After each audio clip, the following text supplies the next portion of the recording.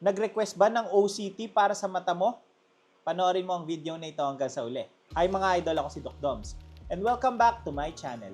Para sa mga bago lang sa channel ko, I'm a board-certified ophthalmologist and a retina specialist here in the Philippines. So if you want medical and eye contents, please don't forget to hit that subscribe button and turn on that notification bell for more videos like this. Pero disclaimer lang po, ang mga videos na ginagawa ko ay hindi para mag-diagnose ng mga iba't ibang sakit nyo sa mata dahil mahirap mag-diagnose sa ganitong platform. Bagkos ito ay para mas maintindihan nyo yung mga iba't ibang sakit nyo sa mata na na-diagnose na po sa inyo. Ang pagpapacheck up sa inyong mga ophthalmologist ay ine-encourage. And for today's video, pag-usapan naman natin yung isa sa mga pinaka-importanting tests na ginagawa sa ating mga mata, ang OCT. Tara, let's discuss. Marami ang nagtatanong sa akin kung ano nga ba ang OCT, para saan nga ba ito, at kailan dapat ito ginagawa. At pinaka-importante, kung safe ba ito gawin. Bago ang lahat, ano nga ba ang OCT? Ang ibig sabihin ng OCT ay Optical Coherence Tomography. Kung i-explain natin sa pinakasimpleng paraan, ito ay parang gumagawa ng CT scan sa loob ng ating mga mata, lalo na sa ating retina or optic nerve. Pero ang pinagkaiba nito sa CT scan ay hindi ito gumagamit ng radiation, kundi ilaw lamang.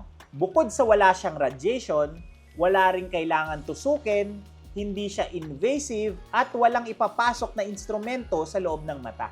So uupo ka lang sa tapat ng makina at itatapat mo ang iyong mga mata doon sa camera. Tapos bubuksan mo lang ang mata mo at maghintay na mapicturan ang loob ng iyong mga mata. At boom! Wala pang 5 segundo ay meron ka ng detalyadong image ng iyong parte ng mata tulad ng retina or optic nerve. Para ka lamang nagpa-picture sa mata pero yung camera ay kayang kunan ng photo yung loob mismo ng mata. Kaya nitong makita yung layers ng retina na napakanipis na mas manipis pa sa buhok mo. Kaya napakalaki ng tulong nito bilang diagnostic workup sa mga sakit sa mata. Pero paano nga ba ito gumagana? Ito, isipin mo naman yung OCT bilang ultrasound, na ang pinagkaiba ay gumagamit ito ng ilaw instead of sound. Sa ultrasound kasi ay gumagamit tayo ng mga sound waves para makita yung loob ng ating katawan. Sa OCT naman ay sobrang bilis na ilaw ang ginagamit para i-scan ang retina. Yung ilaw na yon ay magba-bounce back pabalik mula sa layers ng retina.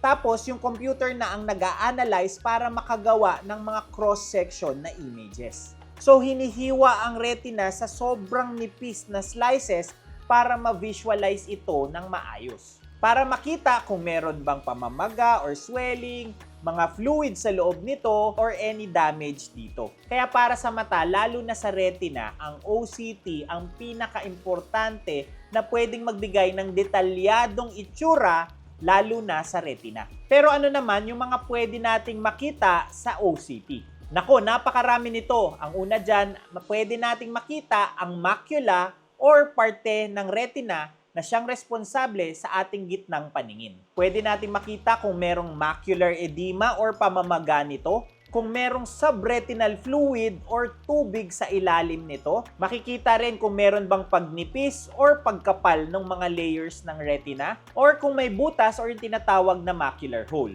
Lahat yan ay pwede at kitang-kita sa OCT. Bukod sa macula ay pwede rin makita yung tinatawag na nerve fiber layer. Isa itong parte or layer ng retina na kung saan napaka-importante nito sa diagnosis at monitoring ng glaucoma.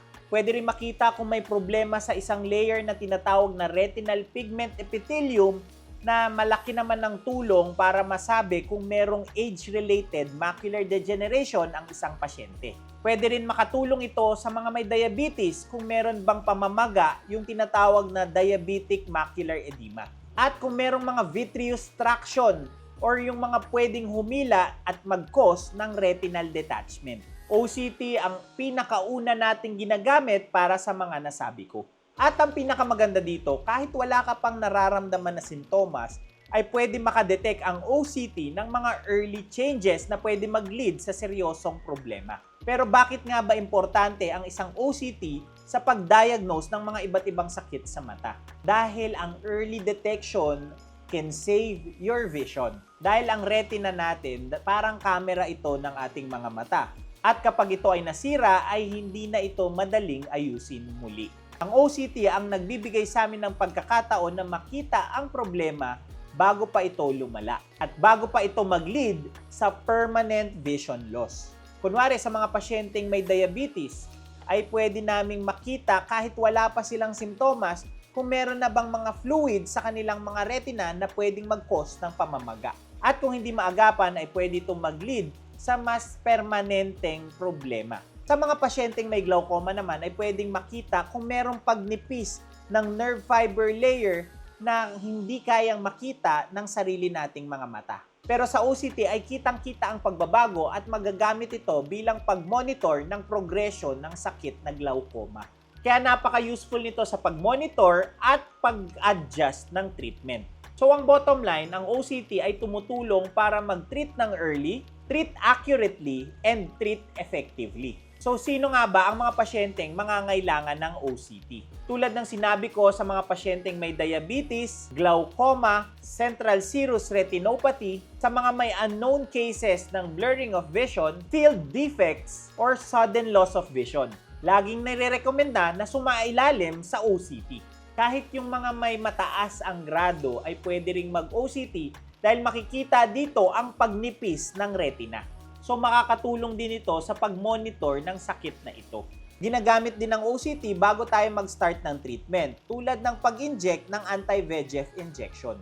Pwede rin bago mag-laser treatment or bago magpalit ng treatment strategy. Para kasi siyang roadmap sa retina at hindi kami gagalaw kung walang updated na OCT. So isa-isahin natin yung mga sakit sa mata na nangangailangan ng OCT. Una, yung nabanggit ko kanina na diabetic macular edema. Makikita kasi kung merong fluid sa loob ng retina, ito yung mga parang maliliit na spaces or bilog-bilog dito. Isa kasi ito sa nagkoko sa paglabo ng paningin sa mga pasyenteng ito. At OCT ang basis kung kailangan ba ng anti-VEGF injection or paglagay ng steroids. Pangalawa ay yung age-related macular degeneration. Ang hallmark para masabing may ARMD ay yung mga drusen. At makikita ito sa OCT na parang mga lubak-lubak sa retinal pigment epithelium na layer. At kung meron ng pagdurugo sa ilalim ng retina. OCT din ang magsasabi kung kailangan natin mag-inject sa loob ng mata sa mga pasyenteng ito. Third ay pwede yung central serous retinopathy. Ito rin kasi ay may pamamaga sa loob ng retina na pwedeng makita sa OCT na may fluid sa ilalim nito. Pang-apat ay yung macular hole or butas sa mismong macula. Masusukat din kung gaano kalaki ang butas at kung kinakailangan bang operahan ito. At kung gaano kataas ang prognosis or yung chance na magiging successful ang operasyon. Panglima ay yung epiretinal membrane. Ito ay isang thin layer na tumutubo sa ibabaw ng retina na pwede ring mag-cause ng paglabo ng paningin. At makikita sa OCT kung kinakailangan din itong operahan at tanggalin. Next naman ay glaucoma. Tulad ng nasabi ko kanina, ay makikita ang pagnipis ng nerve fiber layer na importante sa monitoring at adjustment ng treatment sa mga pasyenteng may glaucoma. Next ay retinal detachment. Malalaman dito kung na-detach na rin ang macula na parte ng retina at ang vitreomacular traction. Makikita kung merong vitreous na traction na pwedeng mag-cause ng pagkahila at mag-lead sa retinal detachment. Or yung sinabi ko kanina na macular hole or pagkabutas ng macula. May videos na akong nagawa sa mga iba't ibang sakit sa mata na ito na pwede niyong panoorin para sa mas detalyadong discussion about dito. Wala ka namang mararamdaman ditong sakit. Papaupuin ka lang sa harap ng makina, titingin ka sa camera, at saka ay kukunan na ng litrato ang iyong mga mata. Tandaan na ang OCT ay isang diagnostic tool para makatulong sa pag-diagnose ng mga iba't ibang sakit sa mata. At hindi ito therapeutic na magpapagaling ng mga iba't ibang sakit na ito. Kumbaga, hindi siya cure, pero kaya niya tayong tulungan para mabigay yung tamang treatment. Kaya kapag sinabi ng doktor mo na kailangan mo magpa-OCT, ay malaki ang matutulong nito, hindi lamang para sa doktor, pero para mabigay din ang tamang gamot para sa'yo. And that's it for today's video. Ngayon, alam nyo na ang tinatawag na optical coherence tomography. Please don't forget to like, Comment kung may mga questions or suggestions kayong topics, subscribe, and hit that notification bell for more medical and eye contents. Ngayon, mas may alam ka na. Ako po si Doc Doms. See you on my next video.